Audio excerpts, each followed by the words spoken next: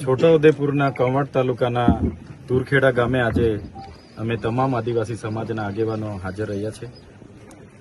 જે પરિવારની યુવાન દીકરી જે સગર્ભા હતી, પ્રસૂતિની પીડા થઈ અને અહીં રોડ રસ્તાની સુવિધા ન હોવાને કારણે, આરોગ્યની સુવિધા ન હોવાને કારણે, એમ્બ્યુલન્સની સુવિધા ન હોવાને કારણે ગામના યુવાનો એને ઝોલી કરીને લઈ જતા હતા અને રસ્તે જ્યારે એનું દુઃખદ મૃત્યુ થયું છે ત્યારે એમના પરિવાર પર આવી પડેલા દુઃખમાં એમને પ્રકૃતિ શક્તિ આપે અને એમની આત્માને શાંતિ આપે, એના માટે અમે સૌ અહીંયા એમની મુલાકાતે આવ્યા છે।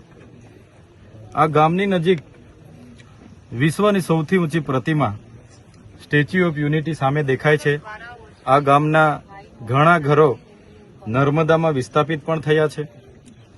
સરકાર એક બાજુ આઝાદી કા અમૃત મહોત્સવ મનાવે છે, મહિલા સશક્તિકરણની વાત થાય છે, સમાનતાની વાત થાય છે, તો આ એક વરવી વાસ્તવિકતા છે। ગામમાં આવીને અમે જાણ્યું કે અગાઉ પણ આવી રીતના 3 થી 4 બનાવો આવી રીતના જ મરી ગયા છે।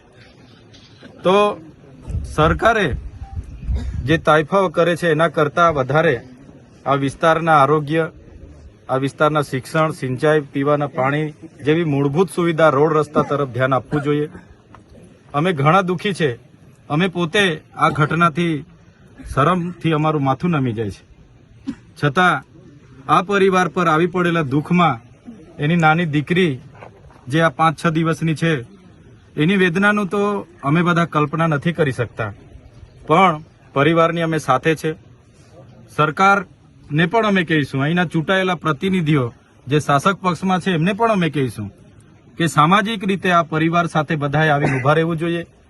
જે પણ મદદ મળે પરિવારના બાળકોને આવનાર દિવસોમાં ભણાવવાની કે તમામ પ્રકારની મદદ આવનાર દિવસોમાં સરકારમાંથી એમને મળે એ રજૂઆત પણ અમે કરીશું।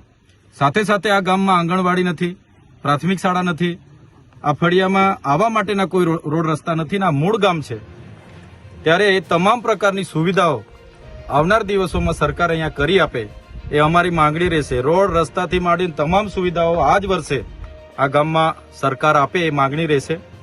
અગર સરકાર નથી આપતી તો આવનાર દિવસોમાં જલંદ આંદોલન પણ થશે। અમે લોકોએ દેશના વિકાસમાં આટલું બધું યોગદાન આપ્યું છે અને આજે અમારે આ વેઠવું પડે છે ત્યારે અમને ખૂબ દુઃખ થાય છે। એટલા માટે જલંદ આંદોલનો પણ થશે અને અમે આ ગામમાં જે પણ મૂળભૂત સુવિધાઓ બાકી છે પૂરી થાય એવી સરકારમાં માંગણી પણ કરવાના છે। હાઈકોર્ટે શું મોટો